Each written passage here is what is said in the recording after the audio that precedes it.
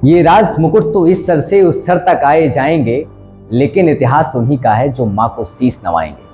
नमस्कार, प्रणाम, वंदे मातरम। मैं अनुराग त्रिपाठी स्वागत करता हूँ आपका समाज और मीडिया टीवी अनस्क्रिप्टेड चैनल के खास कार्यक्रम समाज की बात में।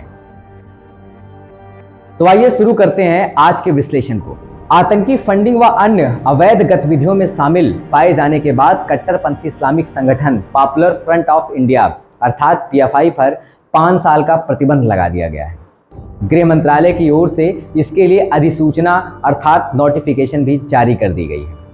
बता दें कि हाल ही में एनआईए और तमाम राज्यों की एजेंसियों ने पीएफआई के कई ठिकानों पर छापेमारी कर 250 से अधिक सदस्यों को हिरासत में लिया था। आइए अब पीएफआई पर विस्तार से चर्चा करते हैं। पॉपुलर फ्रंट ऑफ इंडिया यानी पीएफआई का गठन 17 फरवरी 2007 को हुआ था।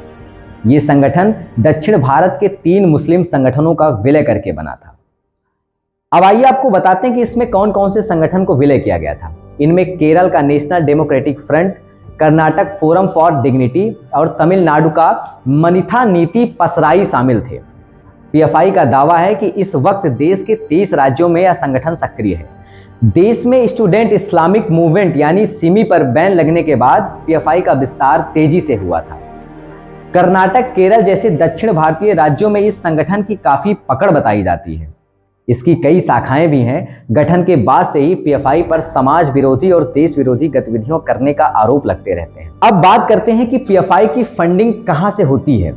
पिछले साल फरवरी में प्रवर्तन निदेशालय अर्थात ईडी ने पीएफआई और इसकी student wing campus front of India अर्थात सीएफआई के 5 सदस्यों के खिलाफ मनी लॉन्ड्रिंग के मामले में चार्जशीट दायर की थी। ईडी की जांच में पता चला था कि पीएफआई का राष्ट्रीय महासचिव के रऊफ गल्फ देशों में बिजनेस डील की आड़ में पीएफआई के लिए फंड इकट्ठा करता था। ये पैसे अलग अलग जरिए से पीएफआई और सीएफआई से जुड़े लोगों तक पहुंचाए गए। जांच एजेंसी के मुताबिक लगभग 1,36,00,000 रुपए की रकम आपराधिक तरीकों से प्राप्त की गई। इसका एक हिस्सा भारत में पीएफआई और सीएफआई की अवैध गतिविधियों के संचालन में खर्च किया गया।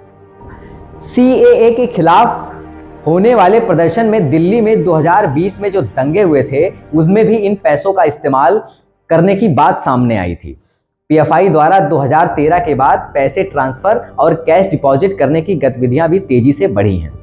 जांच एजेंसियों का कहना है कि भारत में पीएफआई तक हवाला के जरिए पैसा आता है। आइए अब आपको बताते हैं कि इस संगठन पर आरोप आखिर क्या क्या लग रहे हैं जिसकी वजह से इस पर इतनी भयानक कार्यवाही हो रही है। पीएफआई एक कट्टरपंथी संगठन है।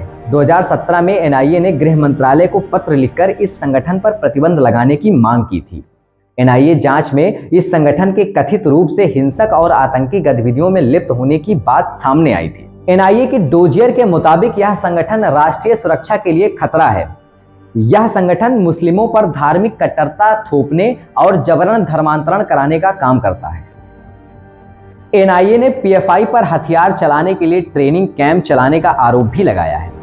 इतना ही नहीं, यह संगठन युवाओं को कट्टर बनाकर आतंकी गतिविधियों में शामिल होने के लिए भी उकसाता है। प्रवर्तन निदेशालय ईडी ने popular front of India PFI को लेकर एक और सनसनीखेज खुलासा किया है। अधिकारियों ने दावा किया है कि इसने 7 जुलाई में बिहार की राजधानी पटना में पीएफआई ने प्रधानमंत्री नरेंद्र मोदी पर हमले करने की खतरनाक योजना बनाई थी। इसके लिए संगठन ने पटना में ट्रेनिंग कैंप भी चलाया था और कई सदस्यों को ट्रेनिंग देने का काम भी किया था। इतना ही नहीं, वित्त पोषण के लिए कई विदेशी ताकतों के संपर्क में भी थे। पीएम मोदी के हर गतिविधियों पर नजर रखी जा रही थी। मीडिया की रिपोर्ट्स के मुताबिक केवल पीएम मोदी पर ही हमले नहीं बल्कि पीएफआई अन्य हमलों के लिए भी टेरर मॉड्यूल तैयार कर रहा था। पीएफआई खुद को सामाजिक संगठन कहता है। इस संगठन ने कभी चुनाव नहीं लड़ा है। यहाँ तक कि इस संगठन के सदस्यों का रिकॉर्ड भी नहीं रखा जाता है। इस वजह से किसी भी अपराध में इस संगठन का नाम नहीं आता है। तो भी कानूनी एजेंसियों के इस संगठन पर नकेल कसना मुश्किल होता है। 21 जून 2009 को social democratic party of India अर्थात एसडीपी के नाम से एक राजनीतिक संगठन बना। इस संगठन को पीएफआई से जुड़ा हुआ बताया गया है। कहा गया है कि एसडीपीआई के लिए जमीन पर जो कार्यकर्ता काम करते थे वो पीएफआई से जुड़े लोग ही थे। 13 अप्रैल 2010 को चुनाव आयोग ने इसे रजिस्टर्ड पार्टी का दर्जा दिया। कर्नाटक के मुस्लिम बाहुल इलाकों में यह एसडीपीआई सक्रिय रही। खास तौर पर दक्षिण तटीय कन्नड़ और उडुपी में इस पार्टी का प्रभाव काफी देखा गया है। इन इलाकों में इस संगठन ने स्थानीय निकाय चुनावों में भी सफलता हासिल की। 2013 तक एसडीपीआई ने कर्नाटक में कुछ स्थानीय निकाय चुनाव लड़े। इनमें उसने करीब 21 सीटों तक जीत भी मिली। 2021 में उसने उडुपी जिले के 3 स्थानीय निकायों पर भी अपना कब्जा जमाया। 2013 के कर्नाटक विधानसभा चुनाव में पहली बार इस पार्टी ने अपने उम्मीदवार उतारे। कुल 23 सीटों पर पार्टी ने अपने उम्मीदवार उतारे। नरसिंहराज विधानसभा सीट पर एसडीपीआई उम्मीदवार दूसरे नंबर पर भी रहा। बाकी सभी उम्मीदवारों की जमानत जब्त हो गई। 2018 के विधानसभा चुनाव में एसडीपीआई ने केवल 3 सीटों पर अपने उम्मीदवार उतारे। इस बार भी नरसिंहराज सीट को छोड़कर बाकी दोनों उम्मीदवारों की जमानत जब्त हो गई। 2014 की लोकसभा चुनाव में एसडीपीआई ने कर्नाटक, केरल, पश्चिम बंगाल, तमिलनाडु और मध्य प्रदेश की कुल 28 लोकसभा सीटों पर अपने उम्मीदवार उतारे। सभी सीटों पर इसके उम्मीदवारों की जमानत जब्त हो गई थी। 2019 के लोकसभा चुनाव में एसडीपीआई ने 14 लोकसभा सीटों पर अपने उम्मीदवार उतारे थे। सभी सीटों पर भी उसकी जमानत जब्त हो गई थी।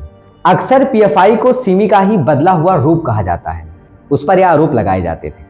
दरअसल 1977 से देश में एक सक्रिय सिमी पर 2006 में प्रतिबंध लगा दिया गया था।